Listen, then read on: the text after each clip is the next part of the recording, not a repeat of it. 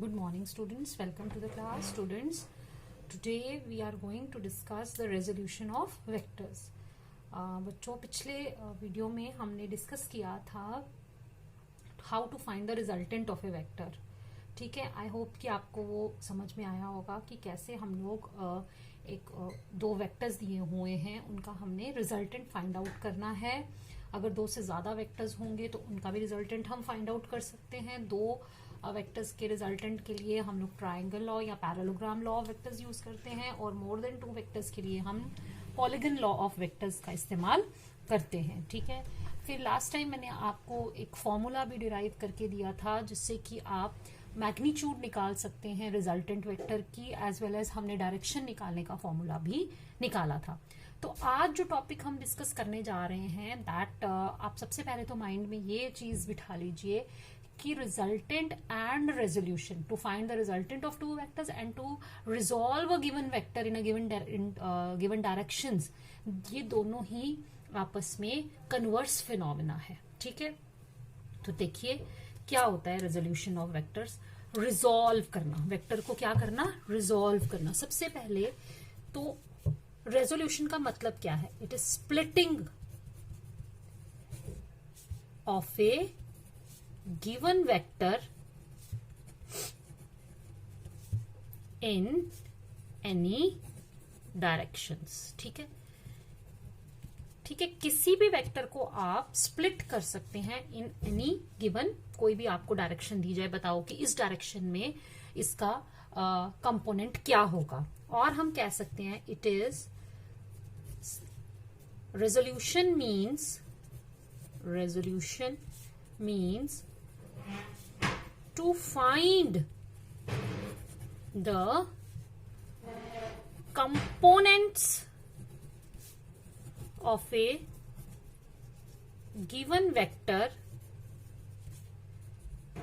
in the given directions. जिस भी direction में आपको कंपोनेंट फाइंड आउट करने के लिए कहा गया हो. ठीक है, now what is component? Component क्या होता है? ठीक है, तो आप देखो क्या करोगे आप.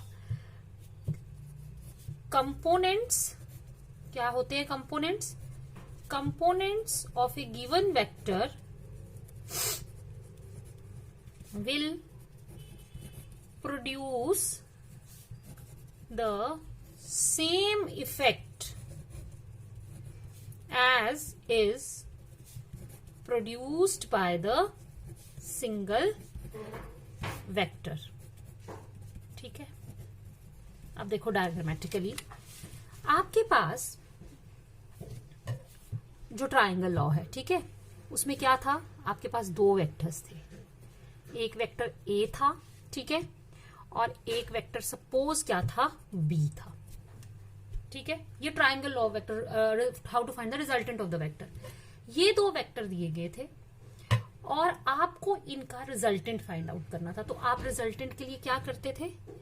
इसके और इसके इनिशियल पॉइंट को आप जोड़ देते थे और ऑपोजिट डायरेक्शन में हम इसका क्या ले लेते थे, ऑपोजिट ऑर्डर में एक वेक्टर ड्रॉ करते थे जो हमें इसका रिजल्टेंट देता था. तो यहां से हमने क्या निकाला था कि R is equal to A plus B, that is the, ये क्या है, रिजल्टेंट.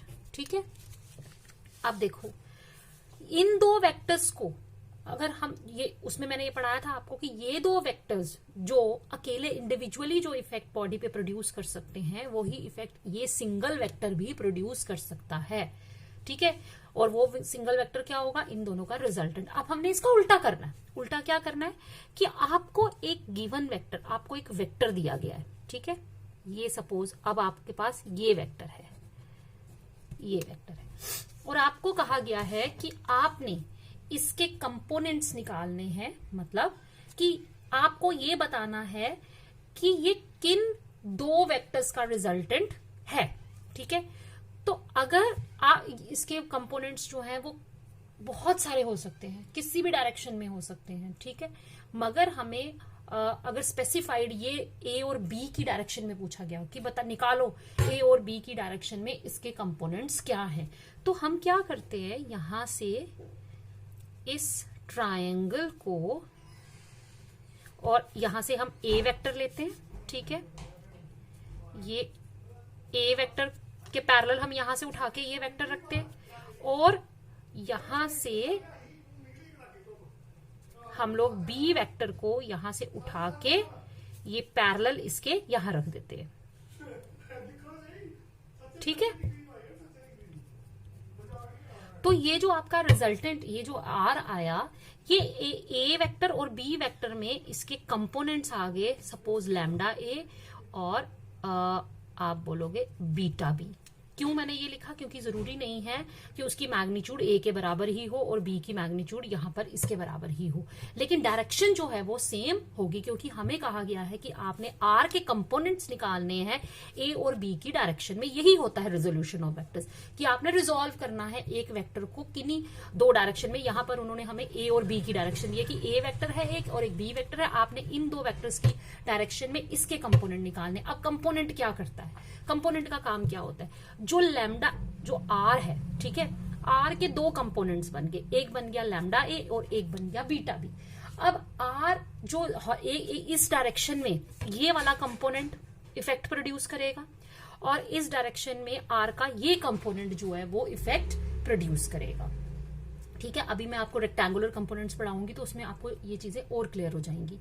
तो what are the components? Components क्या होते हैं? Components are the of a given vector will produce the same effect as is produced by the single vector।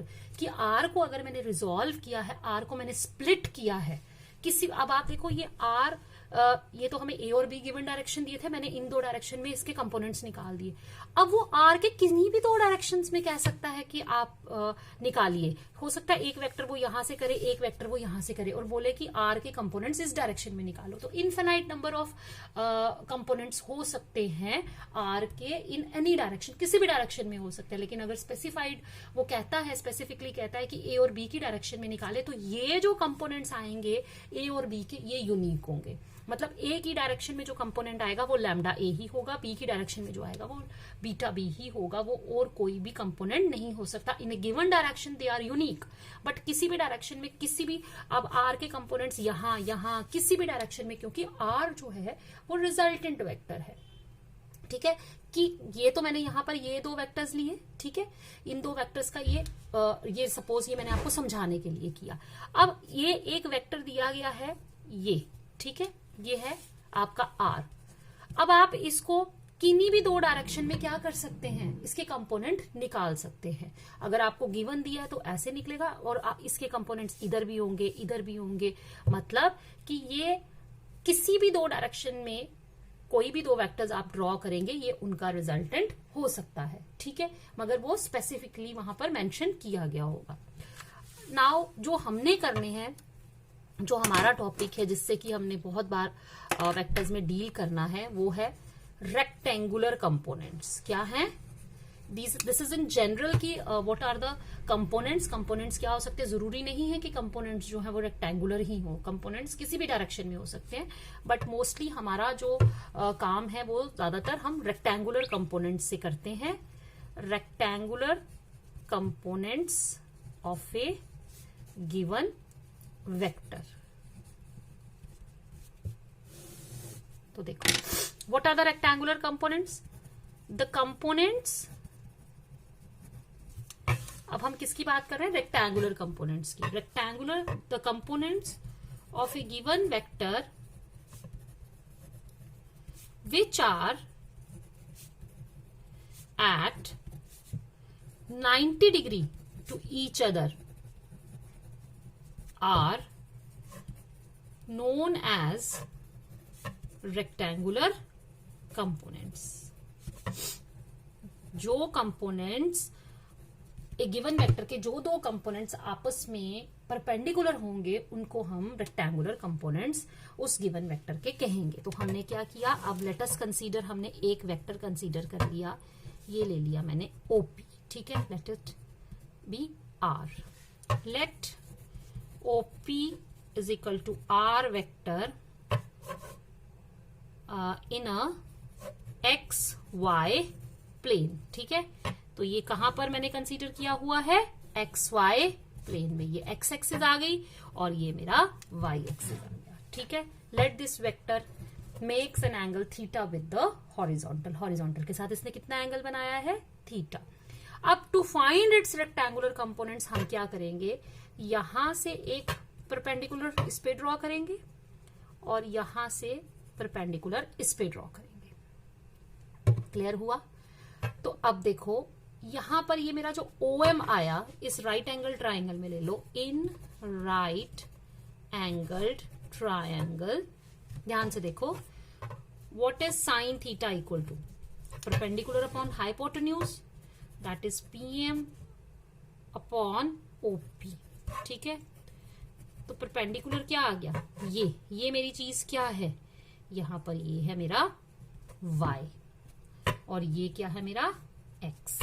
तो PM किसके बराबर आया, यानी कि y किसके बराबर आया, r, ये आ गया आपका यहां से PM is equal to OP sine of theta and PM is equal to y and OP क्या होता है, r, that is r sine theta, ठीक है। अब देखो सिमिलरली cos थीटा किसके बराबर आएगा, base OM upon OP, it implies OM is equal to OP cos of theta. तो x किसके बराबर आएगा, r cos थीटा। तो ये दो आपके क्या निकल गए, x और y की वैल्यूज निकल गई। ये हमारा, इसको हम कार्टेशियन कोऑर्डिनेट सिस्टम भी कहते हैं इन टर्म्स ऑफ थीटा, ठीक है। ये हमारी वैल्यूज आ गई यहां पर।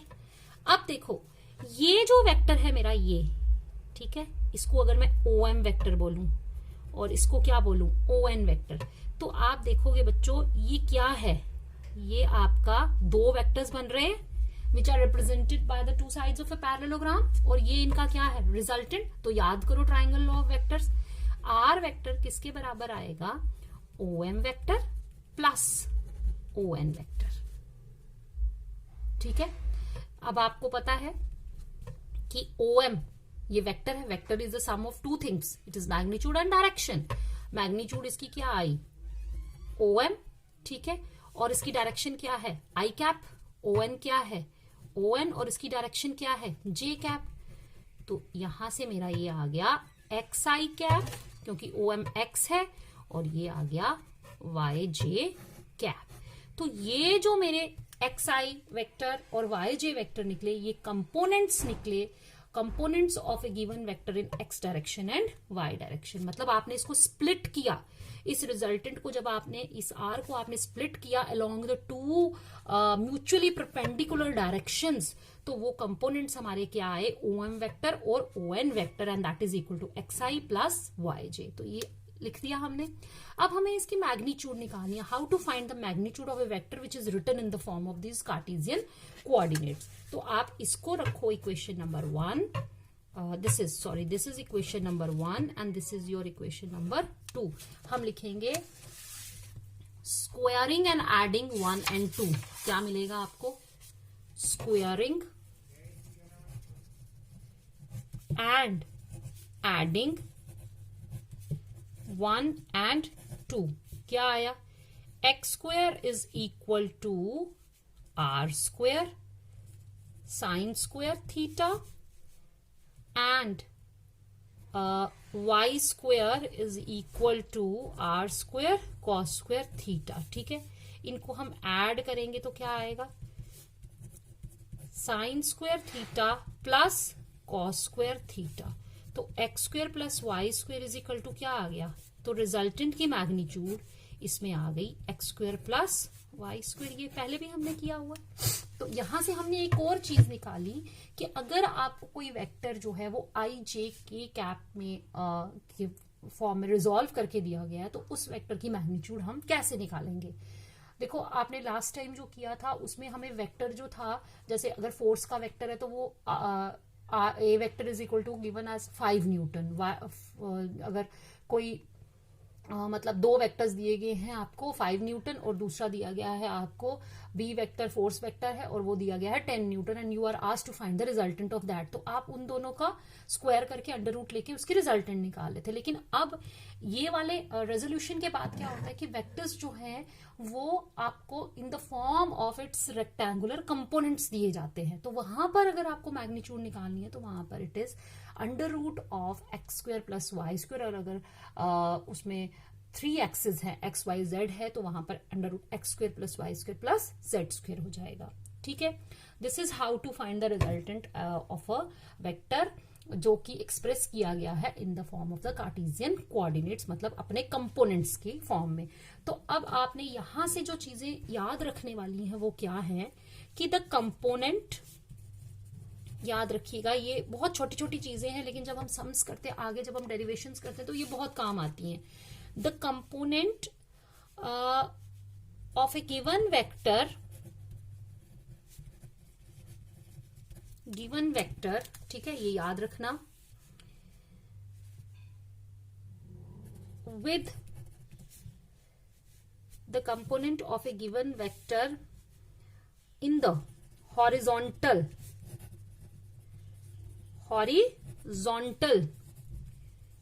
direction is written as x cos theta, and perpendicular means vertical direction वाला कौन सा होगा, is written as y sin theta. Oh sorry, x is equal to r cos theta and y is equal to r sin theta. तो याद रखो, अब मैं आपको बना के देती हूं यहां पर, it is x, it is y, it is, ये है हमारा r, ठीक है, और ये एंगल थीटा है। याद रखना, जो जिसमें थीटा आता है, जिस कंपोनेंट के साथ क्या आता है, थीटा आता है, वो हमेशा कॉस थीटा बनेगा, वो कंपोनेंट कॉस थीटा वाला होगा, और जिसमें थीटा नहीं आएगा that will be sine theta वाला कंपोनेंट। ठीक है, ये बहुत इंपॉर्टेंट है ये चीजें, क्योंकि जब हम इसके सम्स करते हैं, जब इसकी हम आगे बहुत, अब आप देखोगे जब आप 3rd चैप्टर करोगे उसमें भी बैंकिंग ऑफ रोड्स वगैरह सब में आपको रिजॉल्व करना पड़ेगा। अभी मैं इसके आपको एग्जाम्पल्स करवाऊंगी, उसमें भी हम इसको रिजॉल्व करेंगे और देखेंगे कि कैसे कौन सा कंपोनेंट जो है वो कहां पर किस चीज के लिए मदद करता है। अब देखो एक्स एक्सिस में हॉरिजॉन्टल डायरेक्शन में आर का कौन सा वेक्टर जो है वो वर्क कर रहा है, कौन सा कंपोनेंट वर्क कर रहा है, आर कॉस थीटा, उसमें आर साइन थीटा का कोई रोल नहीं है, क्योंकि R sine theta is acting along the perpendicular direction and R cos theta is acting along the horizontal direction. ठीक है, तो अगर आपके पास सपोज एक फोर्स है और उसके 2 कंपोनेंट्स है, एक है हमारा हॉरिजॉन्टल कंपोनेंट और एक है हमारा वर्टिकल कंपोनेंट, तो दोनों ही कंपोनेंट अलग अलग डायरेक्शन में अलग अलग इफेक्ट्स प्रोड्यूस करेंगे। इस डायरेक्शन में ये वाला इफेक्ट होगा, कितना आर का कितना इफेक्ट हो रहा है हॉरिजॉन्टल में, that is given by the horizontal component. R का कितना इफेक्ट हो रहा है वर्टिकल में, that is given by the vertical component of R. ठीक है, आई होप आपको ये समझ आया होगा। अब मैं आपको एक एग्जाम्पल लेके बताती हूँ कि सपोज आपको एक वेक्टर दिया गया है and vector is given as a vector is equal to 2i plus 3j plus 4k and you are asked to find the magnitude of a। तो आप कैसे निकालोगे, यहां पर आपने i का जो कोफिशिएंट है उसका स्क्वायर, j का, और ये, ठीक है, ये आ गया 4 + 9 + 16, तो जो भी आंसर आएगा 29, that is given as the magnitude of A. ऐसे इसकी मैग्नीट्यूड हम निकालेंगे। ठीक है, बहुत छोटी छोटी चीजें हैं, जब आप सम्स कर आपको लगेगा कि मैम ये छोटी छोटी चीजें करा रही है, ये पता नहीं एग्जाम में आएंगी या नहीं आएंगी, it's a wastage of time, मगर ये वेस्टेज ऑफ टाइम नहीं है, ये कॉन्सेप्ट्स है। जब तक आपको ये आपने जो मैथ्स के स्टूडेंट्स हैं उनको ये मैथ्स में भी वेक्टर इलेबोरेटली पढ़ना है, लेकिन जो बायो वाले स्टूडेंट्स हैं उनको सिर्फ ये चीजें फिजिक्स में ही पढ़नी है। And without these tools, this is also vector जो है ये भी एक तरह से, जैसे आपने मैथमेटिकल टूल्स पढ़े, this is also a kind of tool जो कि आपको आगे आने वाले 11th 12th की जितनी भी फिजिक्स है उसमें एज अ टूल इस्तेमाल होना है। It is a kind of mathematics, it's a kind of a language. देखो, जब आप किसी जगह पे जाते हो तो आपको वहां की लैंग्वेज सीखना बहुत जरूरी होती है, without that you are not able to communicate there. Similarly जब आपने फिजिक्स की डेरिवेशंस और फिजिक्स समझनी है तो ये कुछ टूल्स है, जैसे कि कैलकुलस हो गया और उसके बाद ये वेक्टर्स हो गया, ये एक तरह की लैंग्वेज है कि अगर आप इन चीज़ों की आपको नॉलेज नहीं होगी तो आप फिजिक्स की जो आगे कम्युनिकेशन है, जो फिजिक्स का आपको आगे कॉन्सेप्ट है वो समझ में नहीं आएगा। Basically this is a kind of mathematics, ये भी एक मैथमेटिक्स है, it's known as the vector algebra, और ये मैथमेटिक्स आपको पढ़ना बहुत इंपॉर्टेंट है। ठीक है, अब क्योंकि अब आप देखोगे मैं आपको कॉन्सेप्चुअल्स कराने जा रही हूँ, इन कॉन्सेप्चुअल्स में हम लोग इसी का रेजोल्यूशन ऑफ वेक्टर्स का ही इस्तेमाल करेंगे। वो क्या है कि वॉकिंग, ये क्वेश्चन भी आया एग्जाम में, walking of a man is an example of resolution of vectors। ठीक है, कि जब हम वॉक करते हैं, जो हम वॉक करते हैं, तो ये भी एक एग्जाम्पल है of the resolution of the vectors. कैसे इसमें रेजोल्यूशन ऑफ वेक्टर्स का इस्तेमाल हम करते हैं। देखो, जब भी आप लोग वॉक करते हो, आपने देखा होगा कि if this is your horizontal ground, this is your ground, ये अर्थ है, ठीक है, आप अपने पैर से, ये मेरी ड्राइंग इतनी अच्छी नहीं है, ठीक है, आप अपने पैर से क्या करते हो, अर्थ को ये आपने बैकवर्ड पुश किया है। ठीक है, आपने ऐसे अर्थ के ऊपर क्या लगाई है, फोर्स लगाई है। इस तरीके से आपने अर्थ को क्या किया है, एक फोर्स लगाई है। ठीक है, ये आपका, अब ये जो मेरा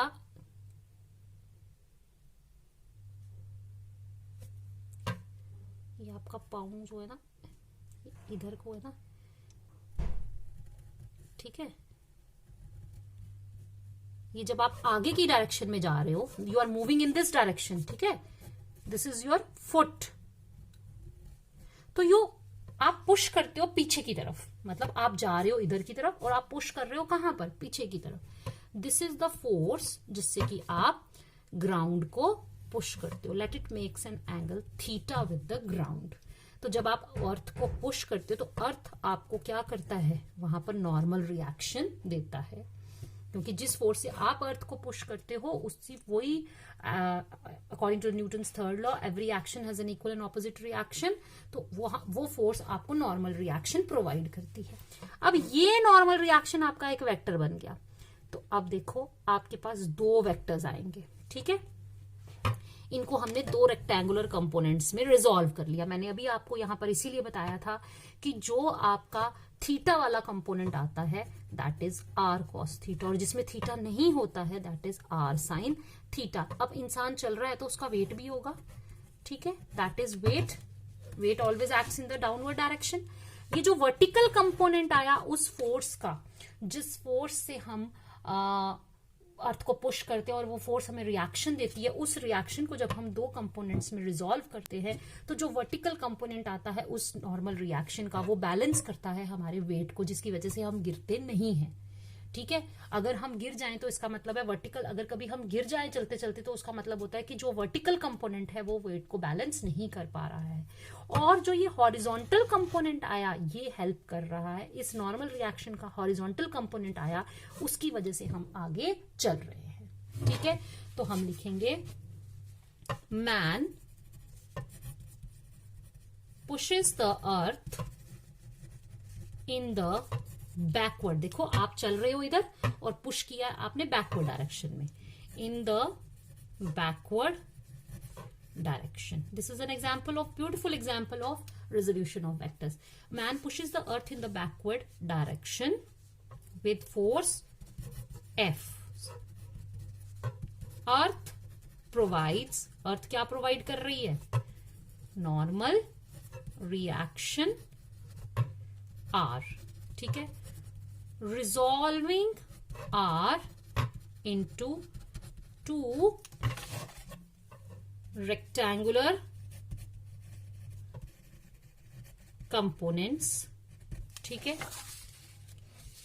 हॉरिजॉन्टल वाला क्या आता है, we get, क्या मिलता है आपको, r cos theta and r sin theta. r sin theta is equal to weight mg, ठीक है, and r cos theta is the component which helps a man to walk in the forward direction. कभी आप flat चल के देखना, without pushing the earth in the backward direction you are not able to walk, देखिएगा, ठीक है। Now next इसका example है पुलिंग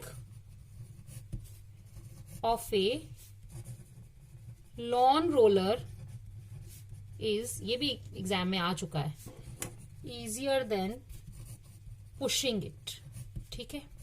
लॉन रोलर देखा है ना सबने, लॉन में जो रोलर घुमाते हैं हम लोग, नॉर्मली क्या होता है, किसी बॉडी को पुश करना आसान होता है और पुल करना जो है वो मुश्किल होता है, लेकिन इसमें आप देखोगे कि लॉन रोलर को पुल करना आसान है लेकिन पुश करना मुश्किल है। क्यों? देखो, अब मैंने दोनों केसेस डिस्कस करने हैं। सबसे पहले मैं लेती हूं पुशिंग वाला केस, ठीक है, हम लोग पुशिंग वाला केस लेते हैं। पुशिंग में क्या है, सबसे पहले हम लोग एक लॉन रोलर बनाते हैं, ठीक है, ये बना लिया मैंने लॉन रोलर।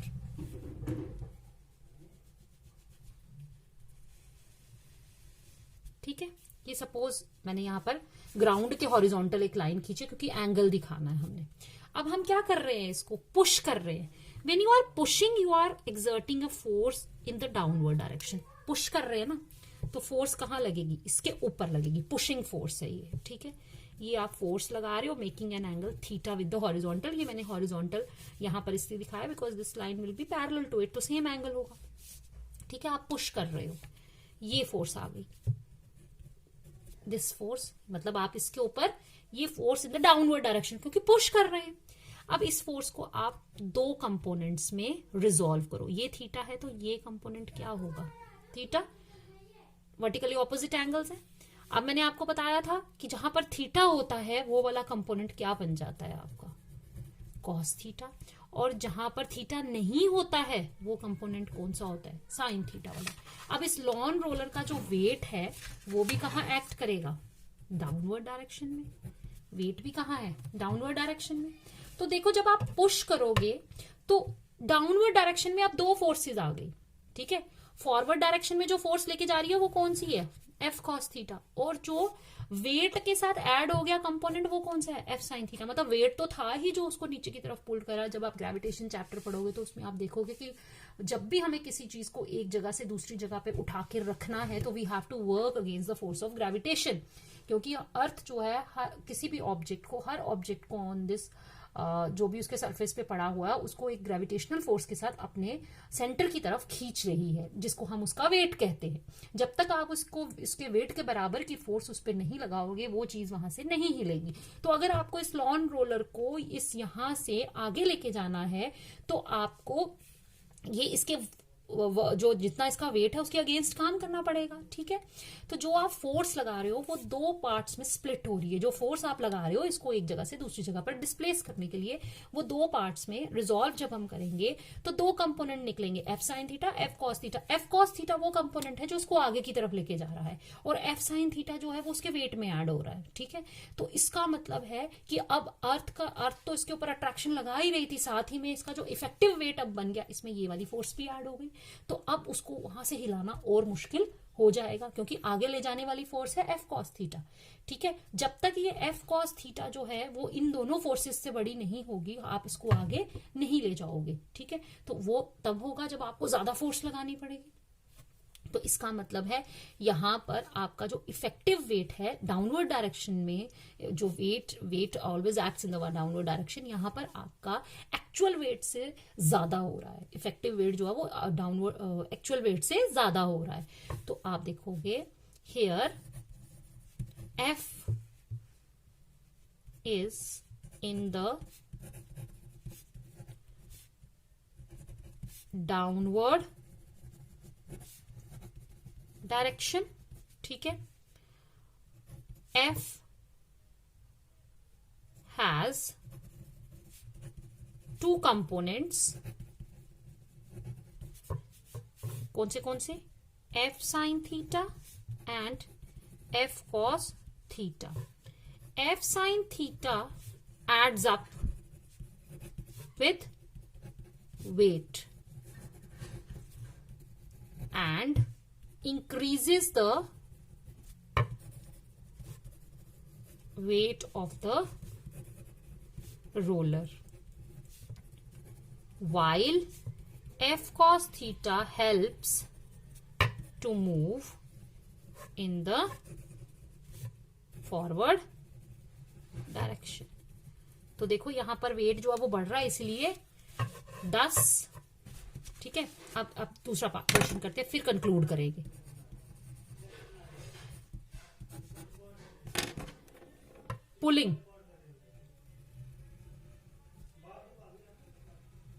पुलिंग में देखो क्या करेंगे। अब हमने सेम यही डायग्राम बनानी है। अब पुलिंग के टाइम जो फोर्स लगेगी वो आउटवर्ड लगेगी, क्योंकि आप बाहर की तरफ खींच रहे हो। ये है फोर्स। अब इसको, ये एंगल थीटा, इसको रिजॉल्व करो। ये आपका क्या है, थीटा वाला एफ कॉस थीटा, ये क्या है एफ साइन थीटा। ठीक है, ये वेट। अब यहां देखो डायग्राम से ही क्लियर हो गया कि वेट और एफ साइन थीटा कंपोनेंट्स जो है वो ऑपोजिट है, इसलिए जो वेट एक्चुअल वेट था और जो इफेक्टिव वेट आएगा, इफेक्टिव वेट एक्चुअल से कम होगा, क्योंकि वेट डाउनवर्ड डायरेक्शन में एक्ट कर रहा है और एक फोर्स जो है उस वेट को ऊपर वाली डायरेक्शन में एक्ट करके उस वेट को कम कर रही है। तो यहां पर जो आपका इफेक्टिव वेट होगा, इफेक्टिव वेट विल रिड्यूस। ठीक है, क्योंकि वेट जो है वो डाउनवर्ड और ये फोर्स अपवर्ड। तो अभी हमने वेक्टर्स में किया कि दो फोर्सेस एक्ट करती हैं अगर ऑपोजिट डायरेक्शन में, तो जो नेट रिजल्टेंट आता है that is the subtraction of difference of the two vectors acting in the direction of the bigger vector. यहां पर दोनों वेक्टर सेम डायरेक्शन में थे, इसलिए इनका जो रिजल्टेंट आता है वो इनको ऐड करके आता है। यहाँ पे इफेक्टिव वेट ज्यादा हो जाएगा, यहाँ इफेक्टिव वेट कम हो जाएगा। ठीक है, तो वेट कम हो गया और इसका मतलब है वो लॉन रोलर मशीन जो है वो आपकी लाइट होगी, तो लाइट चीज को खींचना ऑब्वियसली क्या होगा, आसान होगा। Effective weight will reduce, hence we can conclude that pulling of a lawn roller is easier than to push it. I hope आपको ये समझ आया होगा। अगर किसी बच्चे को कोई डाउट है तो वो मुझे पूछ सकता है।